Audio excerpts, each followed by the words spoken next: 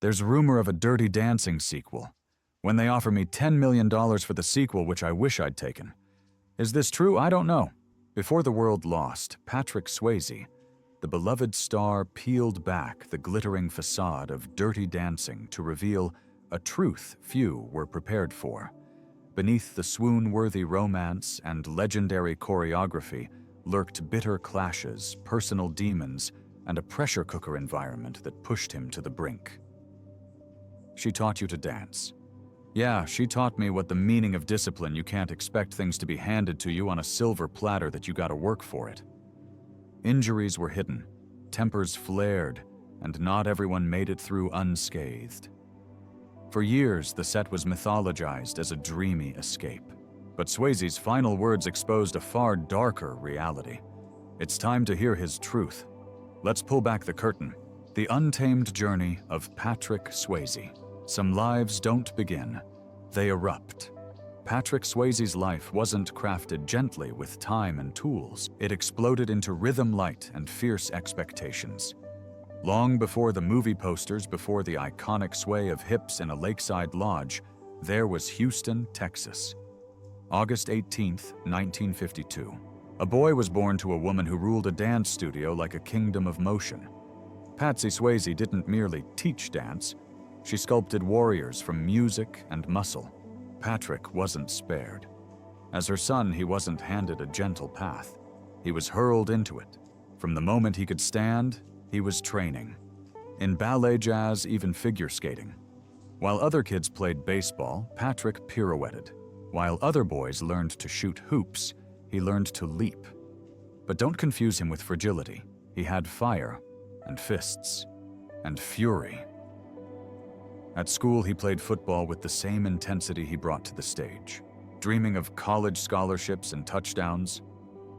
That dream collapsed the day his knee snapped under the weight of a tackle that silenced everything. For most, it would have been a full stop. For Patrick, it was a redirection. He never said it out loud. But deep inside, he knew he wasn't meant to chase normal. His world tilted towards something else, something less ordinary, something harder.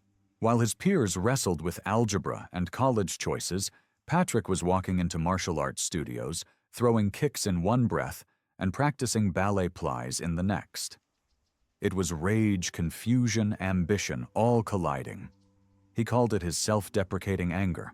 Others called it focus. But even he didn't fully know what it was yet. By 1972, with his knee pieced back together and his future uncertain, he boarded a bus headed far from Houston's hot sidewalks, destination New York City. There, in the cold silence of rehearsal halls, the studios of Joffrey and Harkness Ballet stripped him to nothing and rebuilt him with pain, sweat, and brilliance. The instructors didn't care about his last name. They didn't care about his broken dreams.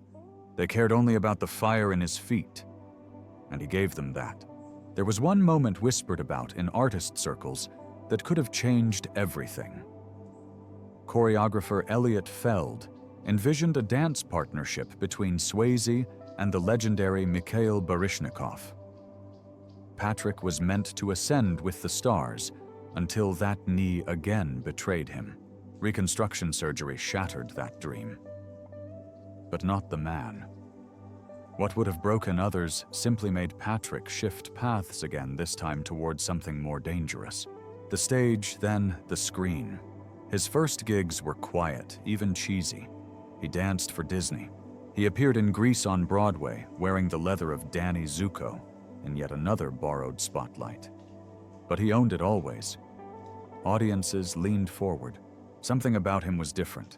Not polished, but raw, unapologetically human. Hollywood noticed. In 1979, he glided into the flickering lights of cinema with Skate Town, USA, a disco-drenched roller skating film few would remember. But his presence, that wasn't so easy to forget. And just when it seemed he might vanish into the smoky background of Hollywood's endless casting carousel, the 1980s came roaring in, and with it a string of roles that tested not just his talent, but his soul. A Marine trainer in Uncommon Valor, a gang leader in The Renegades, A dying soldier in a single devastating MASH episode. None of them led to stardom. Not yet. But they built something else. Tension. Suspense. Patrick Swayze was circling greatness, but not quite touching it. Not yet. Because greatness doesn't knock. It crashes. And in just a few years, it would arrive with one final lift, one sultry song, and a woman no one puts in a corner. But what if Patrick Swayze's path to greatness all came down to one lift, one movie, and one defining moment? Stay tuned. A corner of his own. But when greatness finally came for Patrick Swayze, it didn't knock politely. It crashed through the door in a blur of hips, heartbreak, and heat.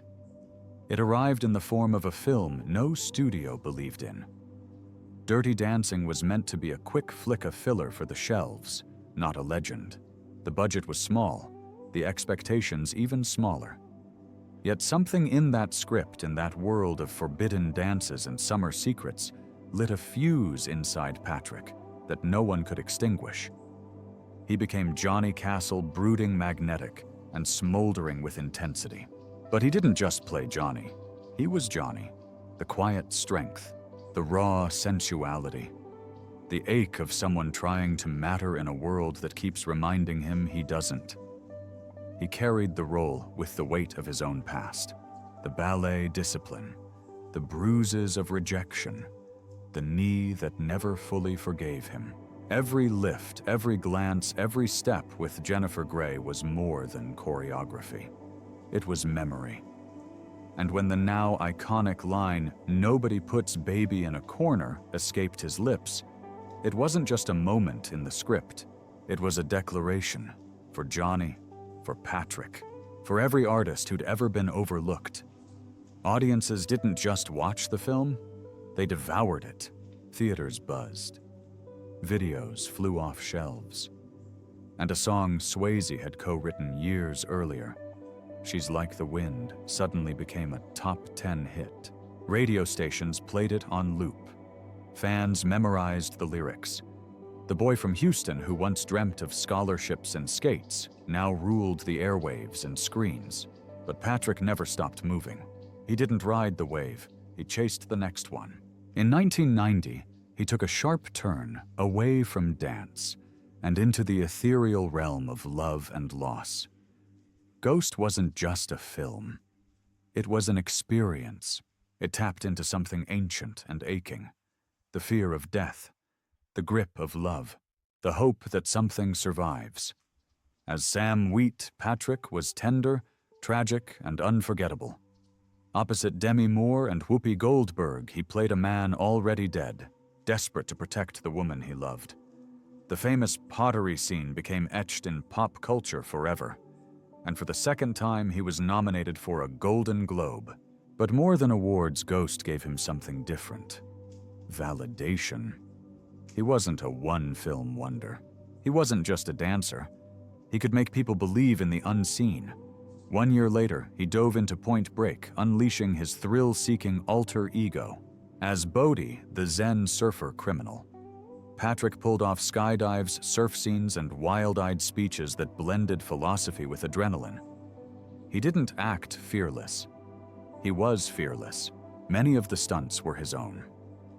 That same year, People magazine named him the sexiest man alive, sealing his status as a Hollywood legend. But Patrick never wore fame comfortably. He wasn't built for red carpets and rehearsed interviews. He was built for work, for challenge, for depth. So naturally, he zigged when everyone expected him to zag. In 1995, he shocked fans and critics by playing a drag queen in To Wong Fu. Thanks for everything. Julie Newmar. The makeup, the dresses, the heels, none of it dimmed his light. If anything, it made it shine brighter. He approached the role of Vida Boheme with such dignity, humor, and heart, it shattered stereotypes. He didn't mock, he honored, and audiences noticed. Then came pain. In 1997, while filming Letters from a Killer, tragedy struck. A horseback accident left both of his legs broken and 4 shoulder tendons torn. Filming halted. Recovery was brutal, and whispers grew. Is he done? But Patrick didn't retreat. He returned. He quietly stepped into smaller films, heartfelt roles, and even produced a few projects with his wife, Lisa Niemi, his lifelong partner, his anchor through every storm. In 2001, he played a twisted motivational speaker in Donnie Darko. It was strange, dark, unlike anything he'd done before, but it was real, and it proved again. He didn't need a leading man spotlight to leave an impression. Even as he aged, Patrick Swayze kept pushing boundaries, performing in West End musicals, voicing animated films, and in 2009, battling pancreatic cancer while starring in The Beast. Doctors warned him that pain was constant, but he delivered every line with fire. Critics called it his best work. Maybe they were right, because this time the fight wasn't just on screen, it was inside him. Still, he rose, because not even fate could put Patrick Swayze in a corner. Dirty truths beneath the dance floor. Just when it seemed the rhythm of Patrick Swayze's life had settled into a breathtaking dance of fame, strength, and success. An old story stirred beneath the surface, one stitched not with choreography, but with tension, regret, and raw vulnerability. Now let's take a step back in time into the details of the Dirty Dance. Audiences fell hard. The year was 1987. Dirty Dancing hit theaters like a pulse racing through the veins of cinema. Sizzling chemistry, hypnotic choreography, and a fairy tale ending that seemed too perfect to be untrue. Patrick Swayze and Jennifer Grey were no longer actors. They were icons. But the magic on screen had a different heartbeat behind the scenes, one that didn't move in harmony. Before Johnny and Baby locked eyes across a dance floor, there had been another set, another film, and an uneasy history. In Red Dawn, a Cold War drama released years earlier, Jennifer and Patrick had first collided not in passion, but in discomfort. Patrick, intense and laser-focused, carried himself with the same iron discipline he brought to his martial arts training and dance background. Jennifer, all heart and instinct, worked from emotion and vulnerability. Their energies clashed. No great argument, no public feud, just a friction that never quite cooled. So when Jennifer learned he'd been cast opposite her in Dirty Dancing, her heart sank. The memory of that tension came roaring back. It wasn't just that they didn't get along, it was that he unnerved her. Producers, however, were unwavering. They needed someone who could move like fire and carry the weight of romance on his shoulders. Patrick was the only one who fit. Still, before the first camera rolled, something unexpected happened. Moments before their screen test, Patrick took Jennifer aside, not as Johnny Castle, but as himself. Gone was the stern exterior. In its place, honesty raw and shaking. I love you, and I'm so sorry. And I know you don't want me to do the movie, the actress recalled. The walls came down. For the first time, Jennifer saw the man behind the posture. And when they stepped in front of the camera, something shifted. Not just between them, but in the room. The tension turned electric. What had once threatened to divide them now fused into a chemistry producers instantly recognized as rare. Still, the set was far from a dream. Filming in North Carolina during the relentless summer heat turned even the most basic days into endurance tests. Costumes clung to bodies like wet cloth, tempers frayed, and Patrick, already nursing a damaged knee, pushed through agonizing choreography, hiding pain behind every precise step. He refused to let the injury slow him down. Jennifer felt the pressure differently. As the film's emotional core, she bore the weight of expectation. But off camera, she never fully relaxed. Patrick's energy shifted constantly. Compassion one moment, ice the next. The old tension hadn't disappeared. It had simply found new ways to express itself. Even in the film's most famous scenes, the final dance, the epic lift, there was conflict beneath the grace. He demanded perfection. She feared failure. Together, they walked the razor's edge between performance and implosion. But somehow, just before the edge gave way, they delivered brilliance. While Dirty Dancing turned Patrick into a household name, few realized how rapidly his world was changing. Away from the limelight, he was quietly crafting a different empire. He loved engines that roared and wheels that gleamed. Classic American muscle cars and Harley-Davidsons lined his private garages. But it wasn't just about image. Patrick was methodical even in success. He acquired land acres of it in California and turned it into a sanctuary complete with stables and wide skies. Flying became his newest escape, and he bought his own aircraft, earning the license to fly solo. Behind the fame, he and his wife Lisa built a life grounded in shared dreams and smart investments. He wasn't merely performing on screen, he was preparing for the life beyond it. Every choice, every watch on his wrist, every property deed, every flight log spoke of a man aware that fame was fleeting. But legacy was a matter of design. He even took the unusual step of ensuring his health and career years before others thought to. It wasn't paranoia, it was foresight. Patrick had always known life was fragile. But what if Patrick's escapes were really calculations, and Dirty Dancing hid more tension than romance? Stay glued to your screen, the unscripted fire behind Dirty Dancing. But just as the fire of on-screen magic began to blaze, the fragile piece behind the curtain started to flicker out. While Dirty Dancing painted a picture of chemistry and passion, the set told another story, a quiet battleground of clashing methods, raw nerves, and growing resentment. The emotional connection reignited during the screen test between Jennifer Grey and Patrick Swayze had been genuine, yes, but it was not strong enough to erase the ghosts of old conflicts or smooth over the sharp edges of their opposing personalities. Patrick Swayze, a classically trained ballet dancer with years of professional performance experience, approached the project with disciplined focus. Every move, every breath, every step was calculated. Dance was his craft, and precision was his language. Jennifer, in contrast, came from an instinctive place. She hadn't trained in formal choreography. Her strength was emotional spontaneity, and her acting lived in the unpredictable. That difference, once a source of creative contrast, quickly became a wedge. As filming got underway in the summer of 1986 at Lake Lure, North Carolina, tensions rose with the heat. Patrick, ever the perfectionist, grew increasingly frustrated with Jennifer's struggles to match the timing and footwork. While he was known for his professionalism, his patience thinned with each misstep. Jennifer, already battling self-doubt, found herself breaking into nervous laughter during difficult scenes. Retakes were constant, sometimes dozens in a day. What should have been fluid became a grind. Crew members remember moments where the pair refused to speak between takes.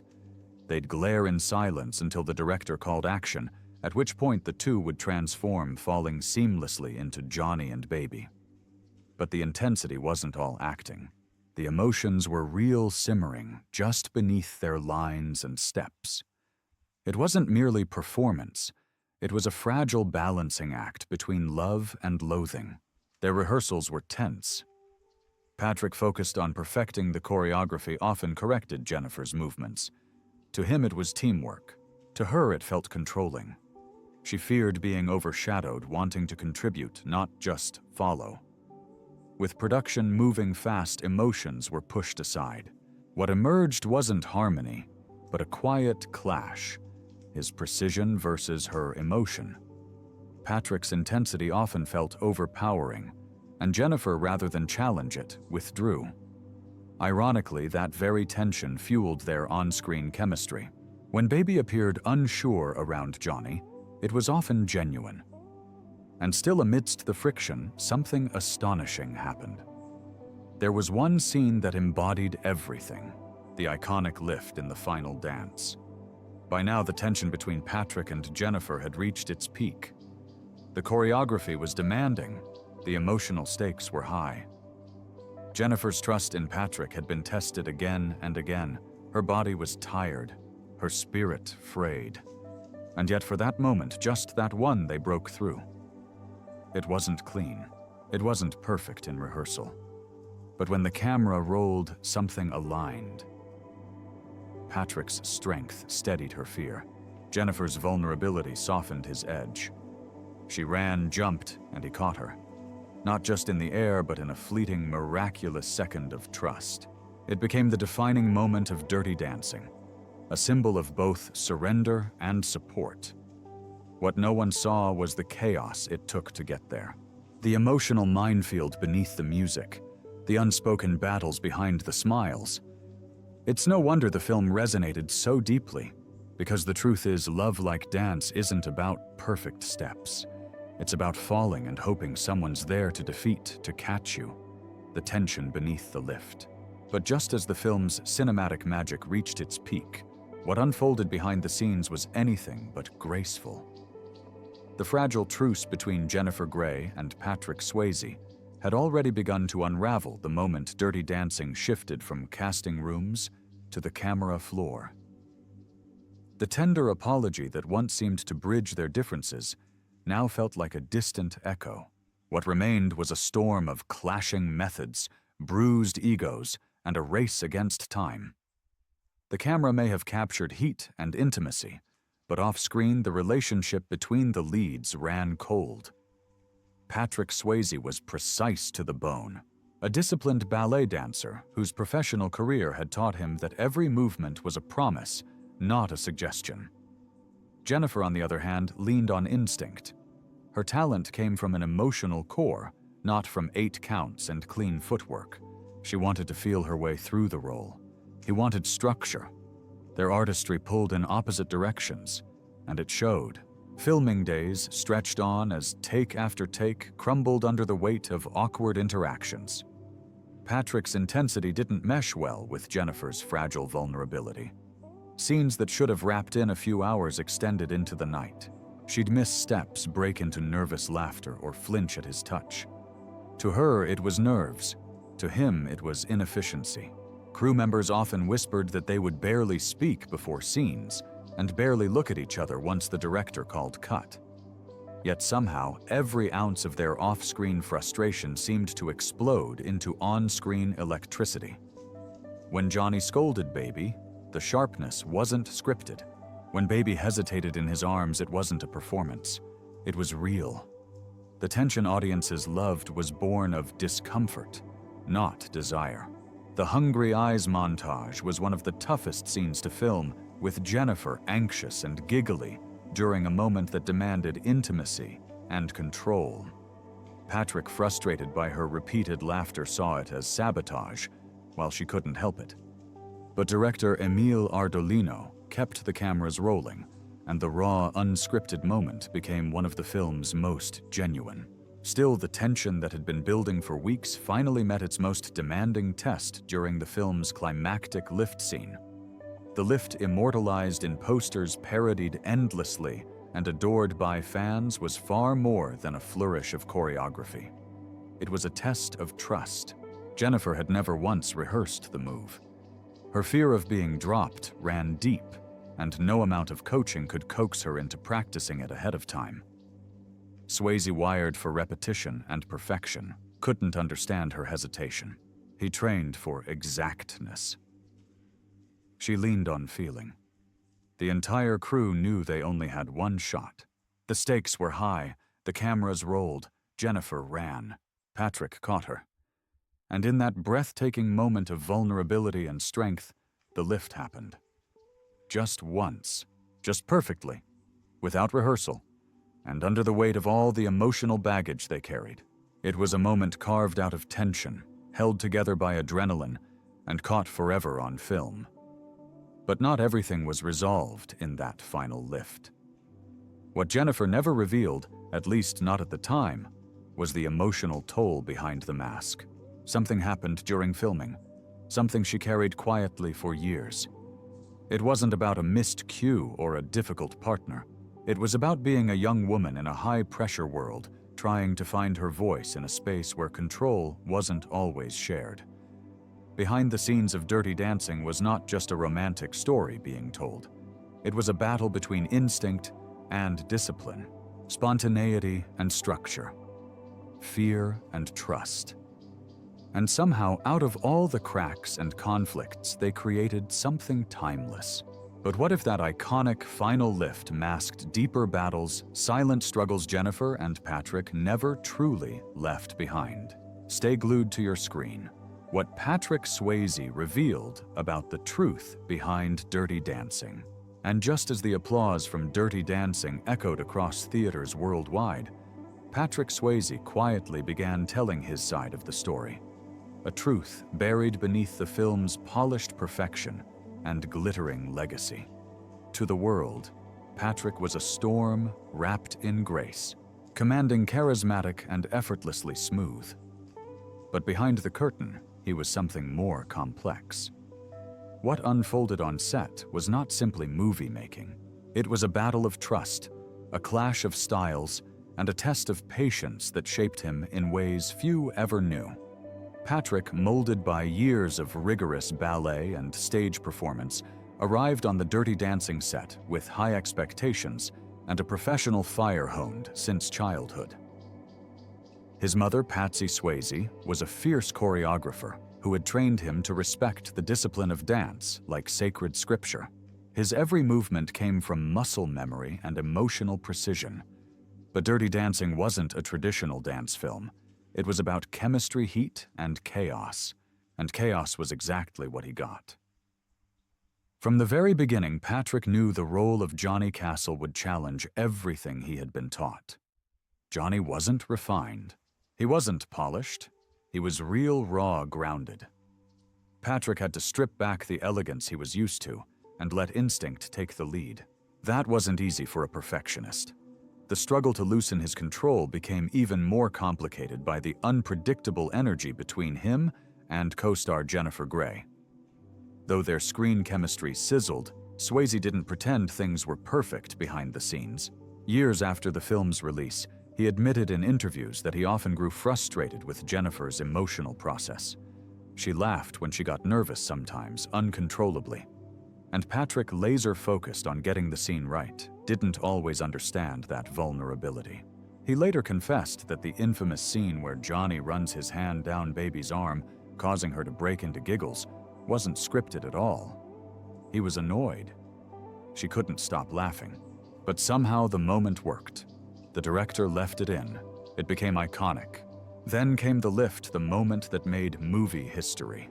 What fans never knew is that Jennifer refused to rehearse it. She was terrified, and no amount of coaxing from Patrick could change that. For a dancer trained to believe in repetition and muscle control, her fear felt like a personal obstacle. But on the day of the shoot, there was no time left. The camera rolled, she ran, he caught her, and the result, a flawless one-take miracle. But behind that leap was a mountain of tension and a silent war between control and surrender. Patrick often said later that dance, like acting, was a matter of trust. And in that final lift, Jennifer had finally trusted him. That single moment, raw, unrehearsed, heart-pounding, captured everything the film stood for. Vulnerability. Risk, magic. Off-set, Swayze battled his own inner dialogue. He wanted every move to matter, every beat to land. He didn't just want to look good. He wanted to feel something and make the audience feel it too. He spoke fondly of director Kenny Ortega, who taught him to relax into Johnny Castle's character, to let go of performance and just be. That shift changed how he approached every role after. Suddenly, it wasn't about landing the perfect turn. It was about showing the cracks in the armor. In his memoir and later interviews, Patrick never painted himself as a hero of the Dirty Dancing story. He admitted his flaws, his impatience, his struggle with letting go. But he also revealed that beneath the friction there was a deep respect for Jennifer. She brought spontaneity. He brought structure. Together they built something messy, beautiful, and enduring. And that's what Dirty Dancing really was. Not just a film about love, but a real-life dance between two people who didn't always step in time, but somehow created a rhythm no one could ever forget. But what if Patrick's greatest love story wasn't on screen, but began in a dance studio long before fame found him? Stay glued. Patrick Swayze's real love story and the legacy he left behind. But just beyond the spotlight of Dirty Dancing, where hearts were lifted and lines blurred between fiction and feeling, the truest love story in Patrick Swayze's life was unfolding far away from the cameras. Long before he was America's leading man, Patrick had already found his leading lady. Her name was Lisa Niemi, a fellow dancer quiet in the limelight, but fierce in devotion. They first crossed paths in Houston in 1970. He was 18, already graceful in his stride, already chasing dreams. She was just 14, a student in his mother's ballet school.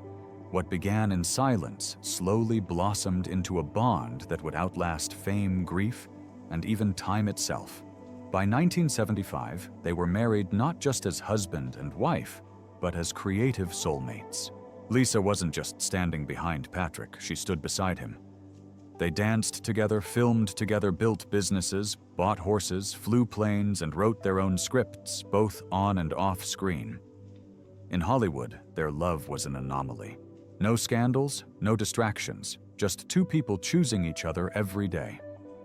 While the world whispered about the electric connection between Patrick and Jennifer Grey, especially during the frenzy of Dirty Dancing's release in 1987, Lisa remained his center. He never let the rumors sway him. "She's my home," he once said.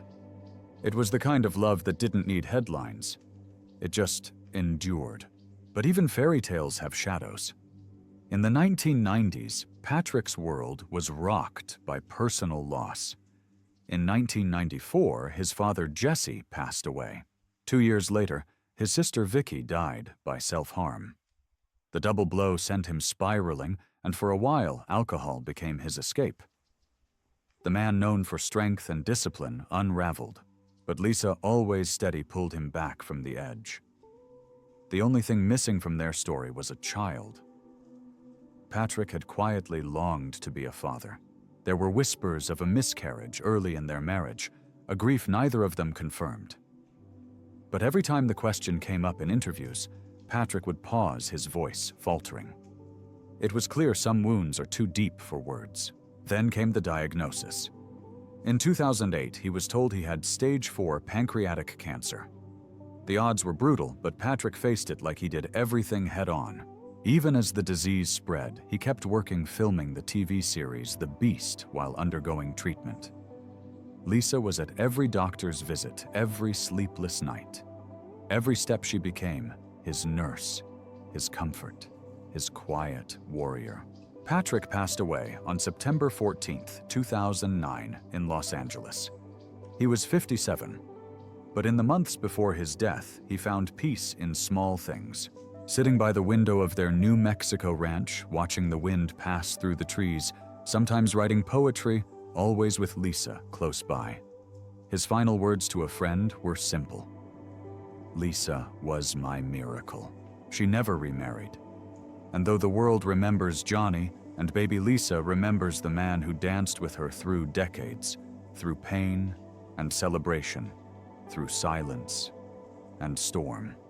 In the end, Patrick Swayze didn't just leave behind films or fame. He left behind a love so genuine, it made even his most iconic performances seem like echoes of the real thing. But what do you think truly defined Patrick Swayze? His on-screen romance, or the quiet, unwavering love he shared off-screen with Lisa? We'd like to hear your thoughts in the comments. Don't forget to subscribe